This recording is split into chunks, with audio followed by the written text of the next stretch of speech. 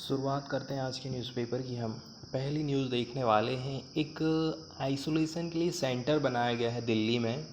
तो एक स्टूडेंट हैं, ठीक है, उन्होंने एक याचिका दायर करी थी हाई कोर्ट में।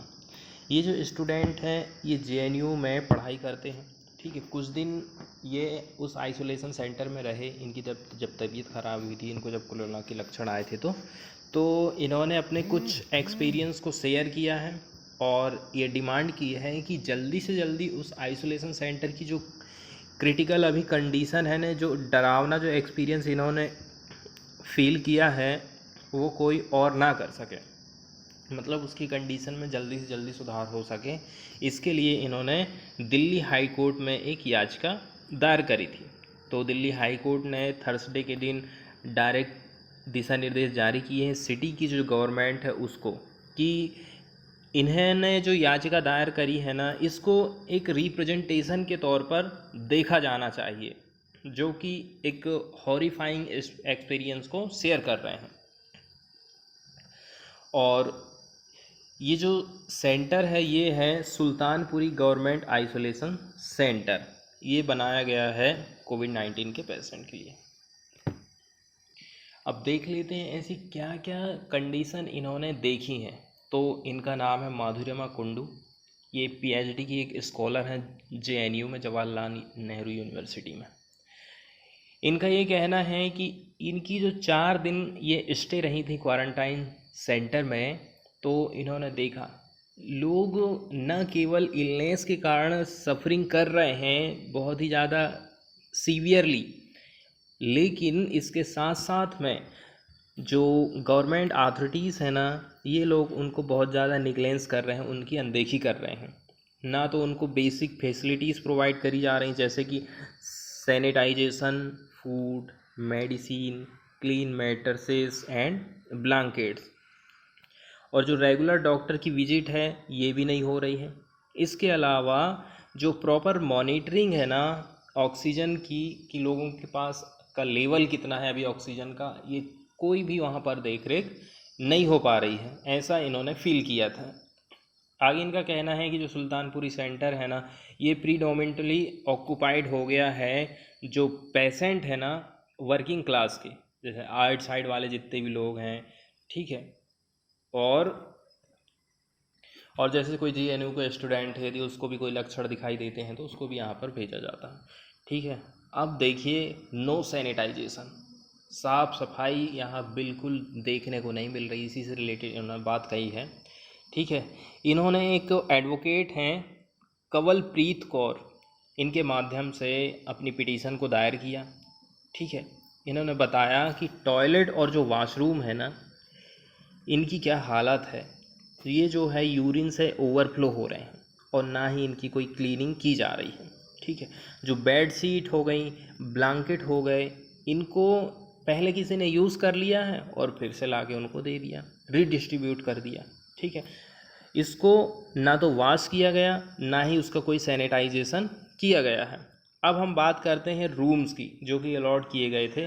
तो इनमें ये बताया गया है, अब जैसे कोई कोरोना का मरीज़ ठीक होके चला गया या फिर किसी की डेथ हो गई या जो कुछ भी हुआ होगा, उसने अपने रूम को छोड़ दिया है, तो उसके बाद उस कमरे को सैनिटाइजेशन करना चाहिए ना, या उसकी साफ़ सफाई करना चाहिए। तो ऐसा कुछ भी देखने को नहीं मिलता है। और यदि हम वाशरूम की बात करें तो वाशरूम में यहाँ इतनी कंडीशन ख़राब है कि लाइट तक नहीं है, ठीक है, वाशरूम में। और ये तभी सॉल्व होगा जब आप 10 बार रिक्वेस्ट करोगे, तब जाके लाइट की प्रॉब्लम सॉल्व होती है, ठीक है। इसके अलावा इन्होंने हाईलाइट किया कि no system of calling doctors और नर्सेस, डॉक्टर और नर्स को बुलाने का कोई सिस्टम ही नहीं है। कोई पेशेंट जाएगा और वही बुला के लाएगा और आपकी कंडीशन को बताएगा, ठीक है। ऐसी कंडीशन है यहाँ पर। आपको जो भी चाहिए आपको खुद ही लेना है, ठीक है। एवरीथिंग के लिए आपकी जो भी ज़रूरत है आपको खुद जाके लेना पड़ेगा। अब इनको रात से बुखार आना चालू हुआ, ठीक है, लेकिन कोई डॉक्टर जो है अवेलेबल नहीं था कि उनको अटेंड कर सके। तो इसका जो फेलो पेशेंट था, उन्होंने कैसे करके ना जाने डॉक्टर को लाया और रिक्वेस्ट किया कि उनको एग्ज़ामिन करिए। जब उसने कहा कि भाई आप इनका ऑक्सीजन का लेवल देखो, डॉक्टर ने फ्लैटली रिफ्यूज़ कर दिया। ठीक है, उन्होंने कह दिया कि आप जो है पैरासीटामॉल लीजिए, आपको बुखार है तो आप पैरासीटामॉल लो। ठीक है, इस प्रकार की कंडीशन है ये सेंटर की। अब ये केवल बात ही नहीं अकेले की नहीं है, कई सारे जो पेशेंट हैं ना जो कि अनवेल फील कर रहे हैं, उनको कोई डॉक्टर आता नहीं है देखने के लिए, कोई अटेंड ही नहीं करता है, ना ही कोई सुपरविज़न करने का काम करता है। अब यदि हम बात कर लेना जैसे कि बेसिक मेडिसिन की आपको ज़रूरत है, तो आपको घंटों चिलचिलाती धूप में खड़ा रहना पड़ेगा लाइन में, तब जाके आपको गोली दवाई मिलने वाली है। इसके बाद कोर्ट की तरफ से ऑर्डर दिया गया कि डॉक्टर को कम से भी कम ना 3 बार उस रूम का विजिट करना होगा। ठीक है, और इसके अलावा उन्होंने ये भी कहा कि कुछ डायरेक्शन है, इंश्योर करिए कि जो फैसिलिटी प्रोवाइड की जा रही हैं, साफ़ सफाई हो रही कि नहीं हो रही है, हाइजीनिक इन्वायरमेंट है कि नहीं है, ये सारी चीज़ें डेली बेसिस पर होनी चाहिए, ऐसा कोर्ट ने कहा। अब कोरोना के दौर में राज्य सरकारें कह रही हैं कि हमारे पास वैक्सीन की कमी है, और केंद्र सरकार उल्टा कह रही है कि ये जो कमी है वो तुम्हारी खुद की वजह से है। ठीक है, हम तो हमारी तरफ से पूरी वैक्सीन दे रहे हैं। इस प्रकार से आरोप प्रत्यारोप महामारी के दौरान जारी हैं। आज का ये डेटा ये बताया गया, सरकार की तरफ से ये आंकड़ा प्रस्तुत किया गया है। गवर्नमेंट के जो एडवाइज़र हैं उन्होंने कहा है स्टेट खुद रिस्पॉन्सिबल हैं फॉर वैक्सीन शॉर्टफॉल। यदि उनके यहाँ पर वैक्सीन की कमी गई है ना, तो वो इसके जिम्मेदार खुद हैं। अब देख लेते हैं क्या क्या डेटा यहाँ पर बताया गया है कि केंद्र सरकार ने कितनी वैक्सीन राज्य सरकारों को दी, उन्होंने उसका कितना यूज़ किया है, किस स्टेट में कितनी वैक्सीन की एक्सपायरी डेट निकल गई, मतलब उनको उन्होंने वेस्ट कर दिया है, वेस्टेज में चली गई। 27 मई तक की बात की जा रही है। 22.16 crore dose has been supplied by centre. केंद्र सरकार के द्वारा 22 करोड़ डोज सप्लाई किया गया, किनको, स्टेट के लिए, जिसमें से 20.17 करोड़ मतलब 91% जो हिस्सा है वो तो कंज्यूम कर लिया गया, इसमें वेस्टेज भी शामिल है। अब हम बात करते हैं 27 मई का डाटा, ये तो हम देख ही चुके हैं। तो 22 करोड़ जो है सरकार ने रिलीज़ किया डोज। ठीक है, और राज्य सरकारों ने 20 करोड़ डोज की खपत कर ली है। ये पीआईबी का डेटा हम देख रहे हैं। ठीक है, और सबसे मेन चीज़ रहती है कि हम एवरेज कितने डोज डेली दे रहे हैं। तो देखिए, यदि हम डेली डोज एवरेज की बात करें ना, तो वो 2 मिलियन से भी नीचे दिखा रहा है। जैसे ये जो आप लाइन देख रहे हैं, ये वाली लाइन, ये बताती है एवरेज डोज को। 1.8 मिलियन डोज पर डे का एवरेज बैठ रहा है हमारे यहाँ पर। इसके बाद वाली न्यूज़ हमें देखना है ट्विटर से रिलेटेड, और ट्विटर का क्या कहना है और उसके अगेंस्ट में हमारी केंद्र की सरकार ने क्या जवाब दिया है, वो सारी चीज़ें हम देखेंगे। लेकिन उससे पहले हमें जानना होगा टूल किट वाला मामला क्या है, क्योंकि टूल किट वाले मामले को लेकर ही दिल्ली की जो स्पेशल पुलिस है ना, वो ट्विटर के ऑफिस गई थी, और उसका कहना था कि पार्टिकुलर जो जिम्मेदार व्यक्ति है हम उसी को ये नोटिस देंगे। तो इसी के चलते चलते ट्विटर को भी कुछ अच्छा नहीं लगा। ठीक है, उसको ये लगा, उनका ये कहना है कि इंडिया में ना जो फ्रीडम और स्पीच है ये बहुत ज़्यादा खतरे में पड़ गई है। जर्रा ही भी यदि कुछ बोल दिया जाता है तो उसी के चक्कर में आपके ऊपर केस कर दिया जाता है। ऐसी बहुत सारी दिक्कतें हैं जो कि ट्विटर की तरफ से कही गई हैं।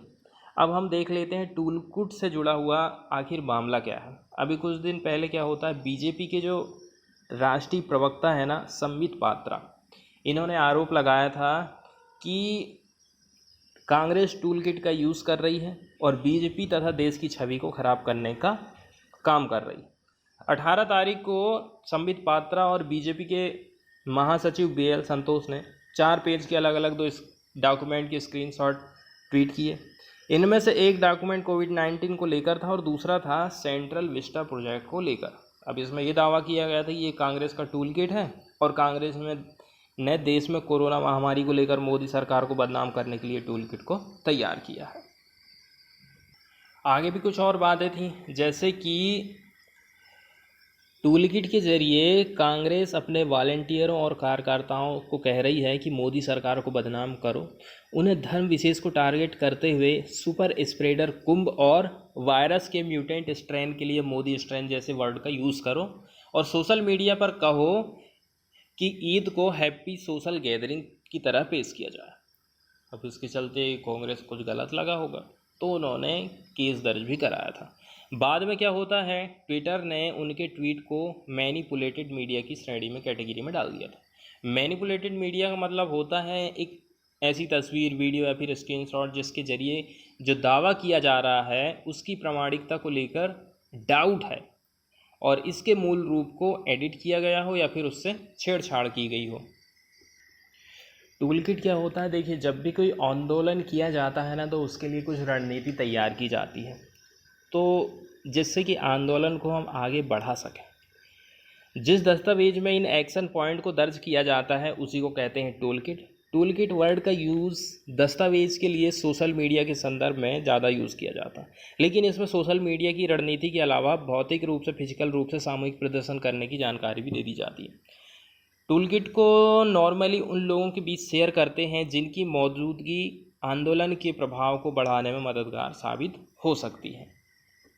तो जब पुलिस ट्विटर के ऑफिस गई तो ट्विटर की तरफ से ये बयान दिया गया, ठीक है। उनका ये कहना है कि देखिए यहाँ जो भी आईटी नियम और जो विनियम चल रहे हैं ना, इनकी उन्होंने आलोचना करते हुए कहा वो इससे फ्री और खुले सार्वजनिक विचार विमर्श की फ्रीडम पर जो खतरा है उसको लेकर के वो चिंतित है। कंपनी ने भारत में अब काम करने वाले अपने कर्मचारियों को सुरक्षा को लेकर भी चिंता जताई और कहा कि जो ट्रांसपेरेंसी के जो प्रिंसिपल हैं और जो अभिव्यक्ति की स्वतंत्रता है इसके लिए वो हमेशा काम करते रहेगी। तो देखिए कांग्रेस के ऊपर जो आरोप लगाया गया था ना टूल किट वाला, तो उसको ट्विटर ने जाली कहा था, मतलब फर्जी या फिर नकली, जिसकी सच्चाई पर संदेह है। तो इसी के चलते चलते अब ट्विटर ने अपना आंसर दे दिया है, तो उसका जवाब दिया है फिर हमारी जो आईटी मिनिस्ट्री है उसमें। उनका कहना है कि इंडिया की जो प्रसिद्धि है उसको गिराने का काम कर रही है ट्विटर, ठीक है, और जो कानून है उसको मानने से ये इनकार कर रही है, ऐसा सरकार का कहना है। और उनका कहना है कि देखिए जो प्लेटफॉर्म है ना वो धमकी भरा काम करने की कोशिश कर रही है, ऐसा सरकार का कहना है। चलिए इसके बाद चलते हैं, एक बहुत ही सोचने पर मजबूर कर देने वाली एक पिक्चर आप देख रहे हैं सामने, ठीक है। ये जो व्यक्ति बैठे हैं ये इनके भाई हैं, ठीक है, इनकी डेथ हो गई है। इनकी कंडीशन इतनी ख़राब है कि ये एम्बुलेंस तक नहीं कर सकते, एम्बुलेंस बुलाने के लिए तक इनके पास पैसा नहीं है। तो ये क्या करते हैं फिर, ये रिक्शा वाले को बुलाते हैं, इसको 150 रुपया देते हैं और शवदाह गृह तक इनके भाई को ये लेकर जाते हैं, इनके भाई को बॉडी को लेकर के जाते हैं, ठीक। अब सबसे पहले तो ये रिक्शा चालक है मना कर देता है, लेकिन फिर जब 150 रुपया इनकी बात इन्होंने करे तो 150 रुपया में फिर ये मान जाते हैं और फिर ये ले जाने के लिए तैयार भी हो जाते हैं। लास्ट में एक बात इन्होंने ये कही थी जो बहुत आपके दिल को भी एकदम चुभोने वाली है। इन्होंने ये कहा था कि देखिए जब तक आप जिंदा हो तब तक को तो आपको बिजली फ्री में मिल रही है, लेकिन आप मर जाओगे तो मरने के बाद आपको बिजली फ्री नहीं मिलेगी। मतलब बिजली के बजाय इन्होंने सीएनजी यूज़ किया था कि यदि आप सीएनजी के माध्यम से यदि बॉडी को आप जलाते हो तो उसके लिए आपको 1500 रुपया पेड करना पड़ता है, ऐसा इनका कहना है। तो इन्होंने जो बात कही थी वो आप देख लीजिए।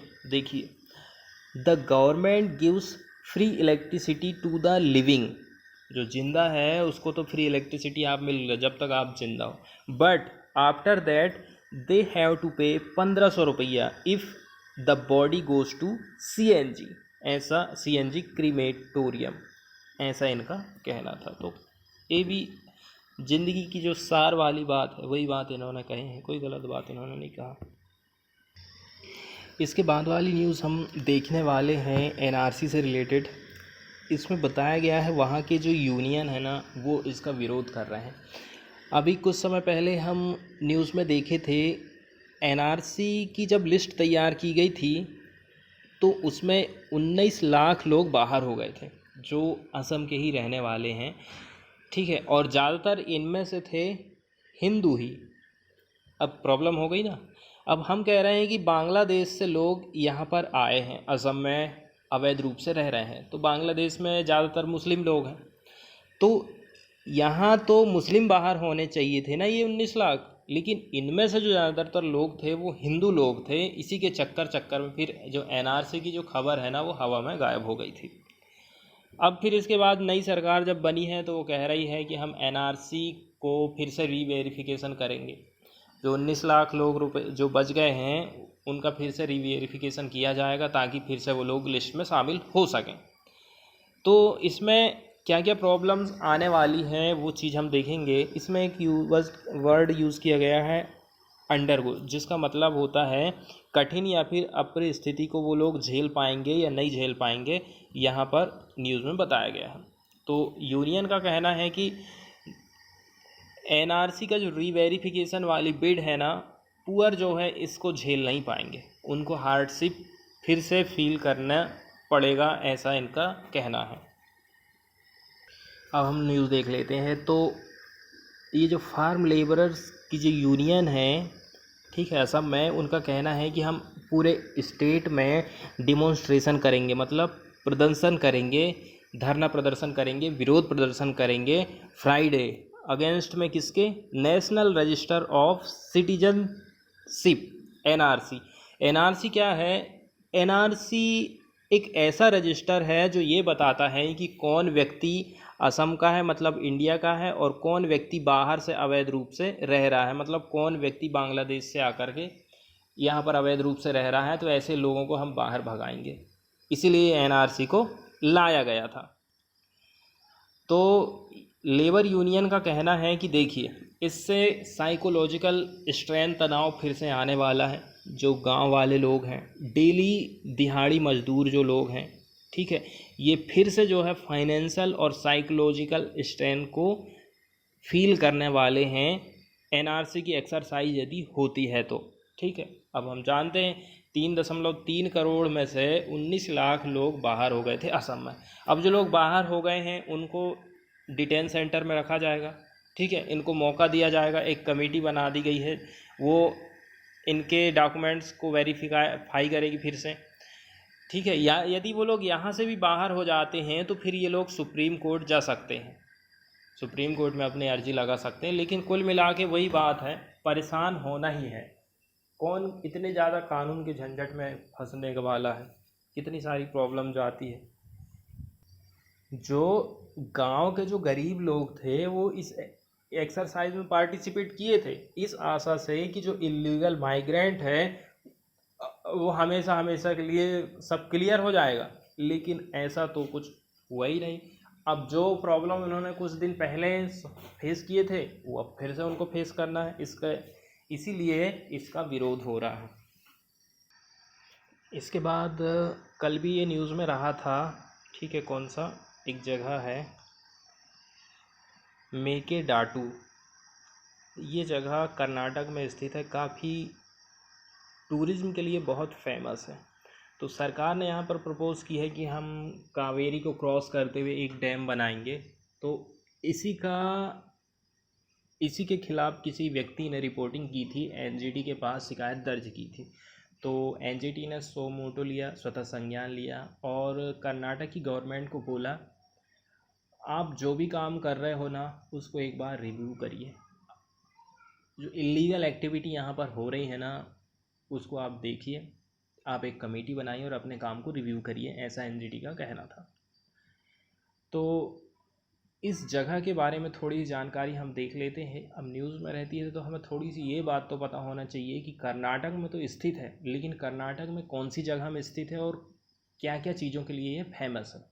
तो इसकी लोकेशन जो है कनकपुरा तालुक, यहाँ पर ये स्थित है और ये आइडल स्पॉट है यदि आप सिंगल डे आउटसिंग करना चाहते हैं तो।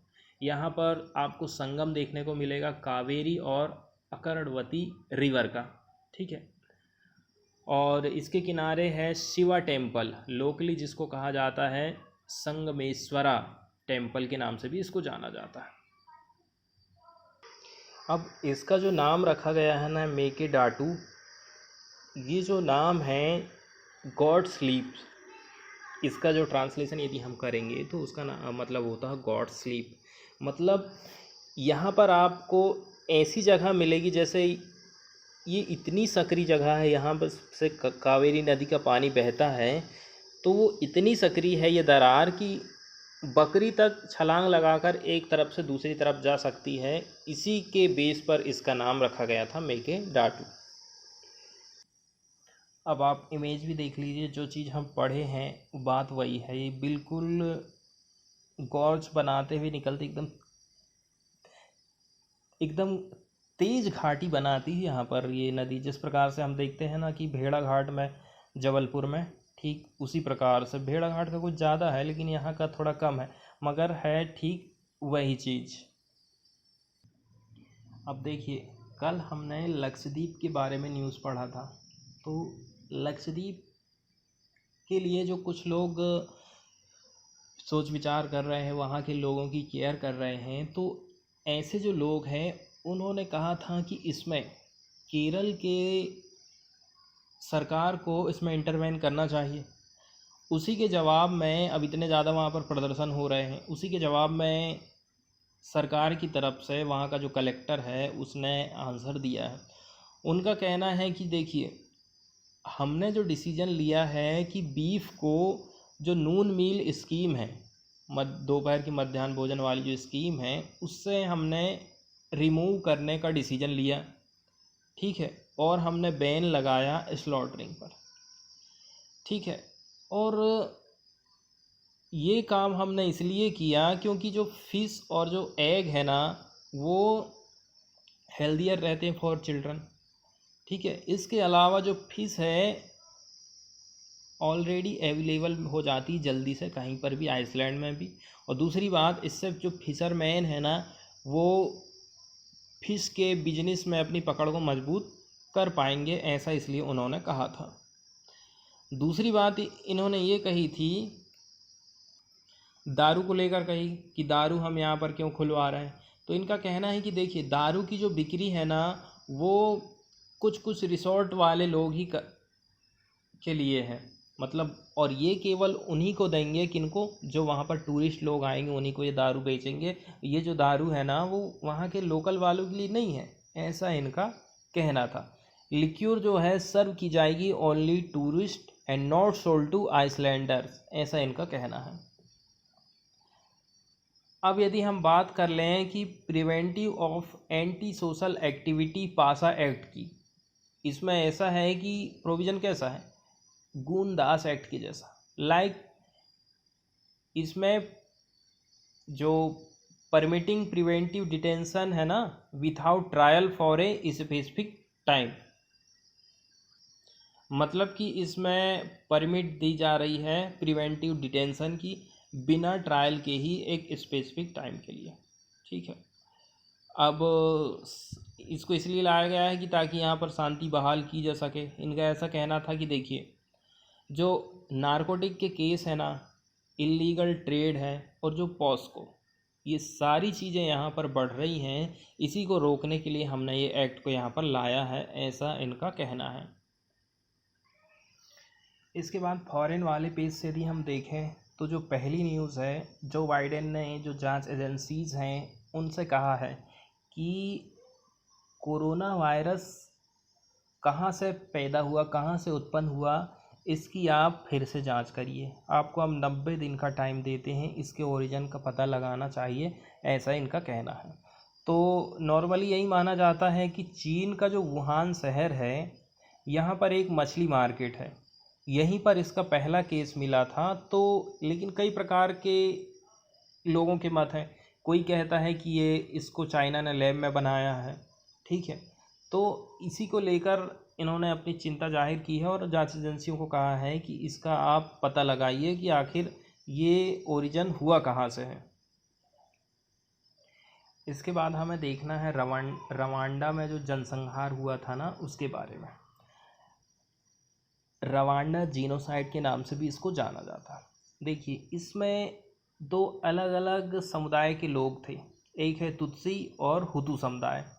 इन दोनों जाति के लोगों में एक संघर्ष हुआ था। 1994 में 6 अप्रैल को किगली में हवाई जहाज़ पर बोर्डिंग के दौरान रवांडा के राष्ट्रपति हेबियरिमाना और बुरुंडियान के राष्ट्रपति सिप्रेन की हत्या कर दी गई, जिसके बाद से ये संहार चालू हो गया था। लगभग 100 दिन तक चला था ये। इसमें 5 से लेकर के 10 लाख लोग मारे गए थे। तब ये संख्या पूरे देश की जो आबादी थी उसका 20% के बराबर थी। इतने सारे लोगों की यहाँ पर डेथ हुई थी। और ये जो पिक्चर आप देख रहे हैं ना, ये उन्हीं लोगों की ओरिजिनल खोपड़ियाँ हैं, ठीक है। न्यामाता नरसंहार स्मारक यहाँ पर बनाया गया है और यहाँ पर एक काली दीवार है जिस पर इन लोग जो लोग मरे हैं उनका नाम भी लिखा गया है। तिथि की बात की गई है 7 अप्रैल से लेकर के 15 जुलाई 1994। अब हम बात करते हैं इस संघर्ष की नींव की। तो इस संघर्ष की नींव खुद नहीं पड़ी थी, बल्कि ये रवांडा की जो हुती जाति के प्रभाव वाली सरकार थी, मतलब जो गवर्नमेंट थी वो हुतू का सपोर्ट कर रही थी, जिसने इस जनसंहार को प्रायोजित किया था। अब इस गवर्नमेंट का मकसद था जो तुत्सी आबादी है ना, उनको पूरा ही ख़त्म कर दो। इसमें ना सिर्फ तुत्सी लोगों का कत्ल हुआ, बल्कि तुत्सी समुदाय के जो भी लोग जाति के लोग थे उनके साथ जो सपोर्ट कर रहे थे उनको भी मौत के घाट उतार दिया गया था। नरसंहार को सफल बनाने वाले में रवांडा सेना के अधिकारी, पुलिस विभाग, सरकारी समर्थित लोग, उग्रवादी संगठन और हुतू समुदाय के लोग भी शामिल थे, ठीक है। अब ये जो लड़ाई है इनकी आज की नहीं थी, ये बहुत पुरानी चली आ रही थी। जैसे अपने यहाँ पर चलते रहता ना हिंदू और मुस्लिम में, ठीक उसी प्रकार से जुलाई के मध्य में इस पर फिर कंट्रोल कर लिया गया। लेकिन हत्या और बलात्कार की इन बीभत्स घटनाओं ने अफ्रीका की आबादी के बड़े हिस्से के लोगों को बुरी तरह प्रभावित करा था। इस घटना का असर लोगों के दिलो दिमाग पर आज भी है, ठीक है। और लेकिन दिक्कत ये थी कि संयुक्त राष्ट्र संघ हो गया, अमेरिका, ब्रिटेन, बेल्जियम, बड़े बड़े देश कुछ नहीं कर पाए थे। इनको आलोचना का सामना करना पड़ा। संयुक्त राष्ट्र यहाँ शांति स्थापना करने में नाकाम रहा था, ठीक है। और कुछ लोग, फ्रांस की सरकार ने क्या है, इन लोगों का सपोर्ट करा था। किनका? जो लोग इनको मार रहे थे ना, उनका फ्रांस सरकार ने सपोर्ट करा था। इसलिए फ्रांस सरकार की भी बहुत ज़्यादा आलोचना हुई थी। तो फ्रांस के जो राष्ट्रपति हैं, ठीक है, प्रेसिडेंट एमेनुएल मैक्रोन, इनका कहना है कि इसके लिए वो उस समय हमने जो भी करे थे उसकी गलती हम मानते हैं। इससे क्या होता है ना, उस समय जो एट्रोसिटीज़ हुई थी, हत्याएं हुई थी, तो इसमें फ्रांस ने माना है कि नहीं, हमारा रोल था, हम भी उसमें शामिल थे। तो इसके लिए उन्होंने माफ़ी मांगी है। तो इससे क्या होता है ना, जो दोनों देश है रवांडा और फ्रांस, इनके दोनों के जो रिलेशन है उसमें थोड़ा मिठास आई है, थोड़ा ये क्लोज आने लगे हैं, ठीक है। तो मैप में चलिए देख लेते हैं। ये आप रेड जो लोकेशन देख रहे हैं ना, यही है वो जगह, किगाली जीनोसाइड मेमोरियल, ठीक है, जहाँ पर बहुत सारे लोगों को दफनाया गया था। और अभी अभी हमने कुछ दिन देखा था गोमा सिटी को, तो गोमा सिटी न्यूज़ में रही थी। और उसके किनारे ये जो झील बनी हुई है ना, लेक किवीयू, ये झील भी चर्चा में रही थी, क्योंकि यहाँ पर जो एक माउंटेन है, ठीक है, इस माउंटेन से एक ज्वालामुखी फट गया था और उसका जो लावा है घरों को पूरा तबाह करने लगा था। इसी के चलते लोग छोड़ के अपने देश को छोड़ के भाग रहे थे। तो ये न्यूज़ में रहा था, इसको भी हमें ध्यान रखना। अब ये देखिए, इसको थोड़ा और जूम कर लेते हैं हम। ये रवांडा है और रवांडा का जो कौन सा एरिया है जहाँ पर ये स्थित है, तो किगाली जो एरिया है यहाँ पर ये मेमोरियल स्थित है और यहीं पर जो 2,50,000 विक्टिम्स को दफनाया गया था और उनकी जो खोपड़ी है ना वो उनकी एक पंक्ति के रूप में रखी हुई है, ठीक है। और जो उनका नेम है, विक्टिम का जो नेम है, उनको इंस्क्राइब्ड किया गया है ब्लैक वॉल के ऊपर।